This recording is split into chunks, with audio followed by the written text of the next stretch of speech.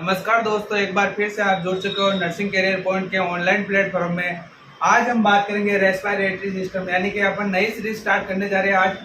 तो इस क्लास में मेरा नाम रोहित धाकड़ है। इस क्लास में मैं आपके लिए लेकर आया हूँ रेस्पिरेटरी सिस्टम से रिलेटेड वीडियो, जो कि इसके सारे रेस्पिरेटरी सिस्टम के ऑर्गन कौन कौन से होते हैं, उनके फंक्शन क्या क्या होते हैं, उनके बारे में अपन इस वीडियो के माध्यम से बात करेंगे।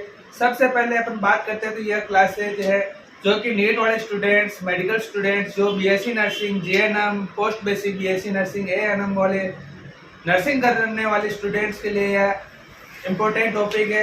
एग्जाम की दृष्टि से भी यह इम्पोर्टेंट टॉपिक है बीएससी नर्सिंग पार्ट फर्स्ट वालों के लिए। अपन इसके बारे में बात करेंगे। सबसे पहले इसकी एनाटॉमी के बारे में, रेस्पिरेटरी सिस्टम क्या होता है, इसके इंट्रोडक्शन के बारे में, क्या फंक्शन करता है।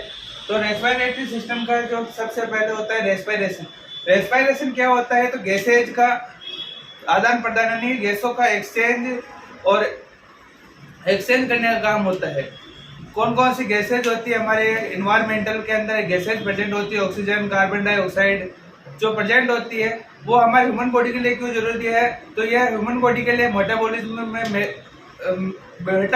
में यह एक महत्वपूर्ण कार्य करने का काम करती है, फंक्शन करती है, जो कि फूड को डाइजेशन में हेल्प करती है, ऑक्सीजन की प्रोवाइड और टिश्यू को ग्रोथ करवाने में, सेल को ग्रोथ करवाने में हेल्प करती है।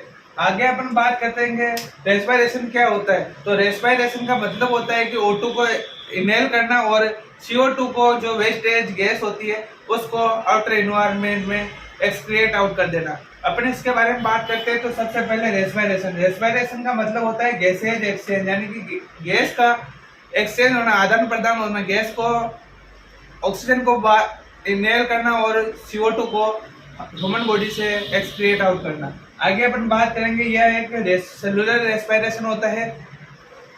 अपन बात करेंगे रेस्पिरेटरी सिस्टम के बारे में। रेस्पिरेटरी सिस्टम कितने टाइप का होता है। रेस्पिरेटरी सिस्टम दो टाइप का होता है, अपर रेस्पिरेटरी सिस्टम और lower respiratory system. Upper respiratory system कहाँ तक होता है, तो यह होता है लैरिंक्स के जो अबव वोकल कॉर्ड होती है, उसके ऊपर वाला जो जितने भी रेस्पिरेटरी से सिस्टम से रिलेटेड जितने भी ऑर्गन प्रेजेंट होते हैं, कैविटी प्रेजेंट होती है, nasal cavity, oral cavity, larynx, pharynx, ये प्रेजेंट होते हैं। इसको अपन अपर रेस्पिरेटरी सिस्टम में बोलते हैं। जैसे कि ये वोकल कॉर्ड हो गए, वोकल कॉर्ड से ऊपर वाले जो भी ऑर्गन प्रेजेंट होते हैं, जैसे लैरिंक्स, फेरिंग्स, ओरल कैविटी और नेजल कैविटी, ये सारे पार्ट होते हैं। इसको अपन अपर रेस्पिरेटरी सिस्टम में गिनते हैं। और लोअर रेस्पिरेटरी सिस्टम के अंदर लैरिंक्स बिलो वोकल कॉर्ड, यानी कि वोकल कॉर्ड के जो नीचे के जो ऑर्गन प्रेजेंट होते हैं, जो पार्ट प्रेजेंट होते हैं, उसको अपन इसमें लोअर रेस्पिरेटरी सिस्टम में बात करेंगे।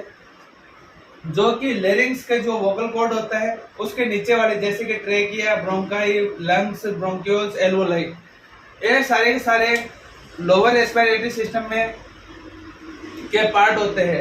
अदर पार्ट कौन सा होता है, अदर सिस्टम कौन सा होता है, डायफ्राम और इंटरकोस्टल मसल्स होती है, जो कि अदर रेस्पिरेटरी ऑर्गन या अदर रेस्पिरेटरी पार्ट में इसको बात करेंगे, सेकेंडरी में मिलते हैं।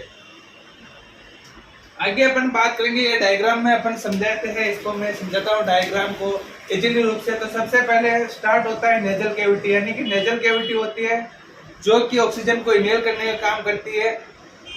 दूसरी होती है ओरल कैविटी, जो कि नेजल कैविटी कहाँ से जुड़ी होती है, तो नेजल कैविटी नोज के नेजल सेप्टम से जुड़ी होती है, नोज कॉन्स्टिल से जुड़ी होती है। दूसरी होती है ओरल कैविटी, जो कि माउथ, यानी कि ओरल कैविटी से भी अपन ऑक्सीजन को इनहेल कर सकते हैं। तीसरा पार्ट होता है वो होता है फेरिंग्स। चौथा पार्ट होता है वो लैरिंक्स होता है। लैरिंक्स जो इंटरकनेक्टेड होता है वोकल कॉर्ड से, और वोकल कॉर्ड से इंटरकनेक्ट होता है ट्रेकिया। ट्रेकिया के अंदर क्या होता है, तो ट्रेकिया के अंदर एक विंड पाइप लाइक स्ट्रक्चर होती है, जो कि ऑक्सीजन को आसानी से इनहेल कर देती है, लंग्स तक पहुंचाने का काम करती है, ऑक्सीजन को ह्यूमिडिफाई प्रोवाइड करवाने का काम करती है, प्रिवेंशन करती है, वायरल एंड बैक्टीरियल इन्फेक्शन से म्यूकस का सिक्रेशन करती है। फिर बाद में ट्रेकिया से ब्रोंकाई जुड़ी होती है, इंटरकनेक्टेड होती है। ब्रोंकाई जाती है लंग्स के अंदर, इंटर होती है, और लंग्स के अंदर ब्रोंक्यूल्स, जो ब्रोंकाई अदर पार्ट में डिवाइडेड हो जाती है, बहुत सारे पार्ट में डिवाइडेड हो जाती है, उसको अपन ब्रोंकियोल्स बोलते हैं, और ब्रोंकियोल्स इंटरकनेक्ट होते हैं एलोलाई से। एलोलाई क्या फंक्शन करती है? एलोलाई फंक्शन करती है O2 को O2 को ट्रांसफर करती है ब्लड के अंदर, और जो ब्लड के अंदर CO2 प्रेजेंट होती है, ज्यादा अमाउंट में जो CO2 प्रेजेंट होती है उसको इनहेल कर लेती है वापस। ये फंक्शन होता है O2 का ट्रांसपोर्टेशन, CO2 का ट्रांसपोर्टेशन करने का काम करती है।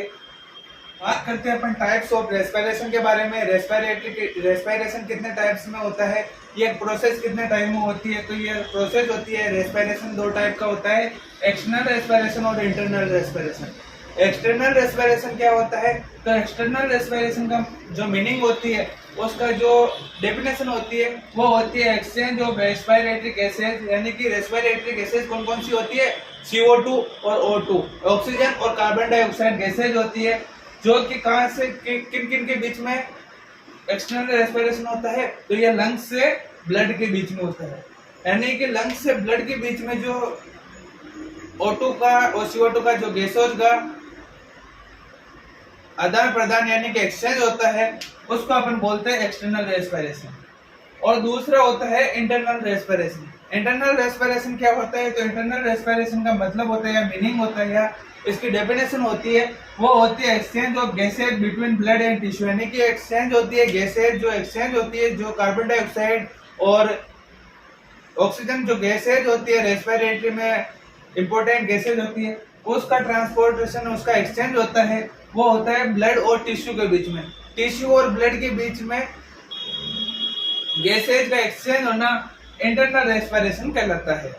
दूसरा बात करते हैं अपन फेजेज ऑफ रेस्पिरेशन, यानी कि कितने टाइप में, कितने फेजेज में, यानी कि कितने स्टेज में रेस्पिरेशन होता है। तो वो उसकी फेज कितनी होती है? वो दो फेज में होता है, इंस्पायरेशन और एक्सपायरेशन। इंस्पायरेशन का मीनिंग क्या होता है? तो इंस्पायरेशन का मीनिंग होता है, इसकी डेफिनेशन होती है, वो होती है air enter the lungs from atmosphere, यानी कि एटमॉस्फेयर या एनवायरनमेंट से जो ऑक्सीजन होती है उसको इंटर करती है। इसको अपन बोलते हैं इंस्पायरेशन, यानी कि एक्टिव प्रोसेस के द्वारा एयर को आउटर एनवायरनमेंट या एटमॉस्फेयर से